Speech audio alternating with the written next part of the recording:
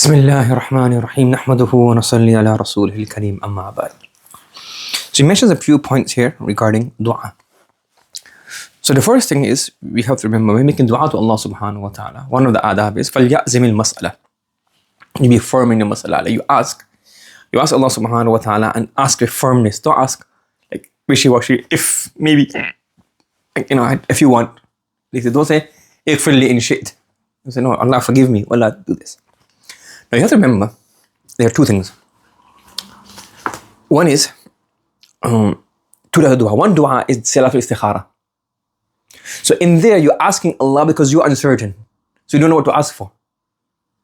So in salatul istikhara, the dua is actually based on shak. That I don't know what's good for me, so you guide towards good for me. So in there, you ask Allah, guide me with the good. Apart from istikhara, then dua is basically then, oh Allah, I think this is good for me. And I'm making dua, doing my abdiyah, showing my servitude, my humbleness, my helplessness to you. Allah, grant me this item. Yes? And you can say, if you think it's good for me as well, but you can say, I make dua for this.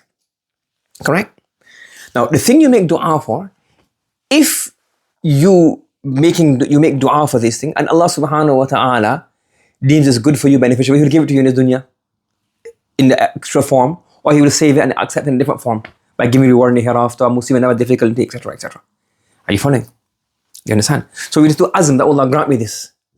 Yes? And Allah subhanahu wa ta'ala, He will then decide whether it's good for us, not good for us. You understand? Unless you obviously know something bad for us. If it is obviously bad and you're making dua for this, then it's your fault. That's why it says that do not make dua, do not curse your children, do not curse yourself, do not curse your animals, your car, well not the hadith, but the car, but like animals meaning, your conveyances. Why? Because it's that Allah subhanahu wa ta'ala, you know this is bad to curse them. So why are you cursing them for not allowed to do this? Now, you have to remember, you say, well, why did Allah not turn it away from? Because look, there's two things. Certain actions, the results are 99%. 99% means it's how Allah's taqdeer works. So for example, if you eat, what will happen? Your stomach will get full. That's how it works. Right? Unless you're sick or something, that's how it works.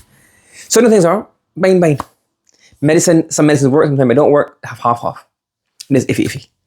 And sometimes you have this dua. So also sabab. So dua leads to results. So food leads to satiation. And that's Allah's taqdeer. It happens all the time. Illa mashallah. So you have to adopt those. And here, when you're making dua to Allah subhanahu wa ta'ala, then it's up to Allah how He manifests the results.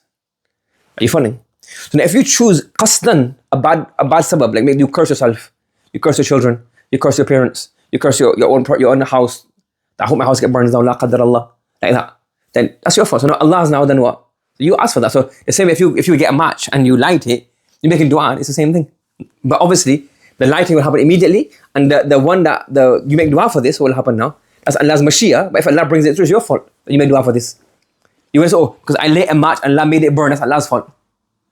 No? It's your fault. You made dua, you done it yourself. So simply if you make dua for this, Allah may or may not accept it, but it's your fault. When you make dua for something you think is good, Allah subhanahu wa ta'ala, He will decree for you. If it's good, He'll give it to you. If He doesn't give it to you, He'll withhold it. You understand? And the maqasid of dua is, number one is, whether dua is accepted or not, what do? You to humble yourself to Allah subhanahu wa ta'ala. So maybe Allah gives it, He doesn't give it.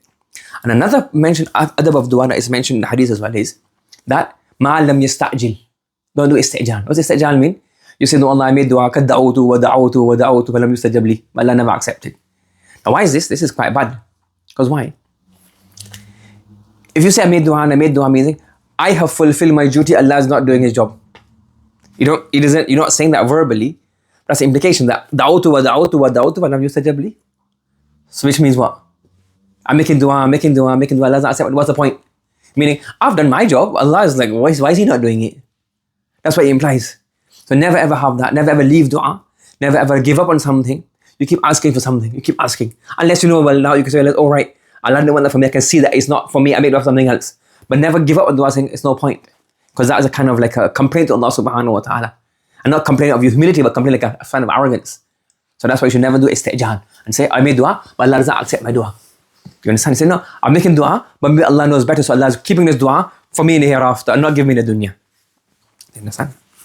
And the last point he's mentioned here, that somebody said, that why do you not make a normal dua? رَبَّنَا آتِنَا فِي الدُّنْيَا حَسَنَةً وَفِي الْآخِرَةِ حَسَنَةً وَقِنَا عَذَابَ النَّارِ. Finish, خلاص. Everything is clear. If you say, hasana, so everything in dunya. So again, what's the maqsood of dua? Not just to ask for something. Maqsood is what? Talk to Allah subhanahu wa ta'ala. Show humility to Allah subhanahu wa ta'ala. And when you talk to Allah subhanahu wa ta'ala, when you do humility to Allah subhanahu wa ta'ala, it's more abdiyya in this. And then when you make a dua and you see the dua being accepted, then what happens? You feel that farha, that connection to Allah subhanahu wa ta'ala. Do you understand? So there's a few points he mentioned. Some are mentioned here, some are other places, some are from my pocket. So there's a few different things. Some are from the hadith, so different few things here and there. So not all from it, but it's from different places.